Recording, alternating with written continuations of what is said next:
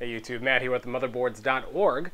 Today we're going to be taking a look at the Thinkpad Twist, which is one of the many form factors Lenovo is making to compete in the convertible notebook tablet market. Now there are many ways you can build a convertible, and this one lives up to its name. It's an Ultrabook with a twist.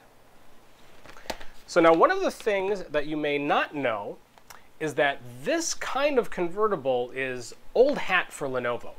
There's been a convertible notebook tablet in the Thinkpad lineup going all the way back to 2004. In fact, this one is the IBM Thinkpad X41 from 2005. You got to remember, this was back when it was IBM ThinkPads, not Lenovo ThinkPads. So despite the now ancient internals like the Pentium M processor and Windows XP Tablet Edition, this one is eerily similar to the Twist of today. Now, despite them being around a long time, they never really took off. So let's take a look at Lenovo's new Twist on the twisting display and see how this twist turned out. On the outside, the Lenovo S230U is like most other ThinkPads, sporting a matte black finish that's simple, stylish, and business-friendly.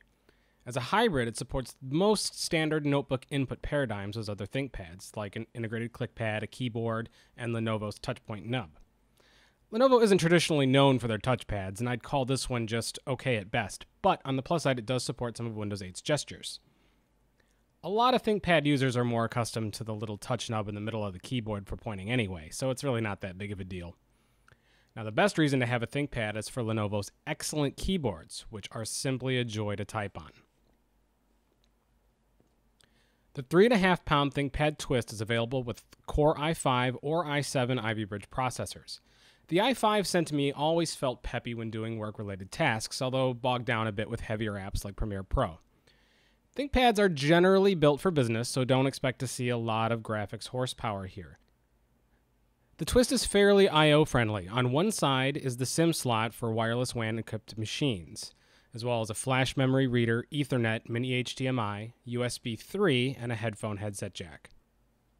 On the other side is a heat vent, another USB 3 port, mini display port, and power. Because it converts to a tablet, they've also put the power button and rotation lock on the side instead of above the keyboard.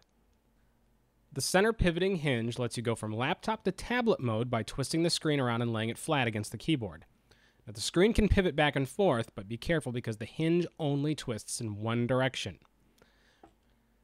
Most manufacturer notebooks ship with some amount of bloatware. Although Lenovo keeps it lighter than most, the modern UI is loaded up with a few apps by default like Kindle, Evernote, and Skype, ones you're likely to install anyway. There's also a few that you'll probably get rid of or unpin from the start screen. The desktop is left pretty much alone, shy of a few Lenovo-specific utilities, and trial versions of Norton and Absolute Data Protect. They do include a traditional start menu-like app launcher, although it's of little utility considering it froze up on me more often than not. And even when it is working, not being tied to the Windows key makes it less useful.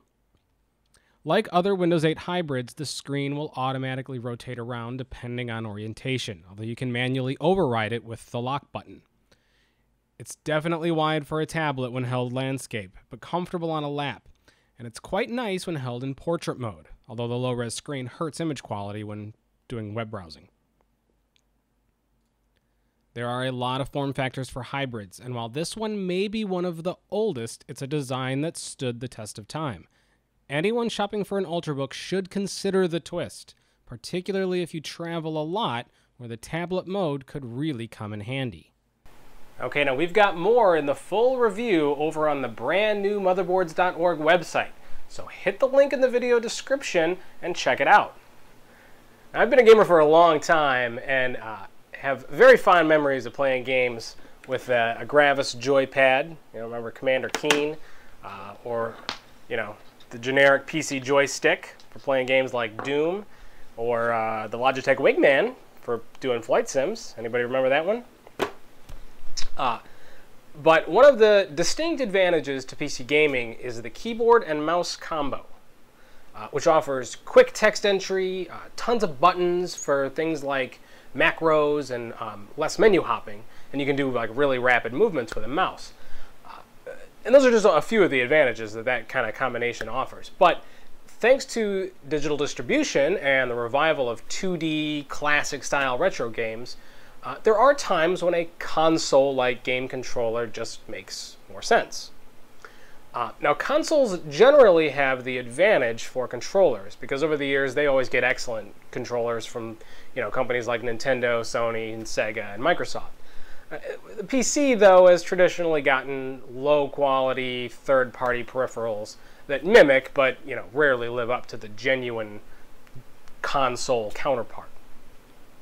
But with such a wide variety to choose from, we have weeded through the lot of them and put together a list of 5 PC gaming controllers worthy of being fingered. Now, there's a link to it in the video description, or you can head over to Motherboards.org, where it's currently featured on the homepage. All right, now that wraps it up for today. But there's a lot more to come, so stay tuned.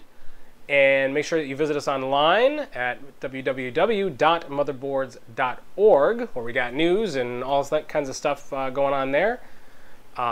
Also, make sure you follow us on Twitter at Motherboards.org, and be sure to subscribe to us here on the Motherboards.org YouTube channel.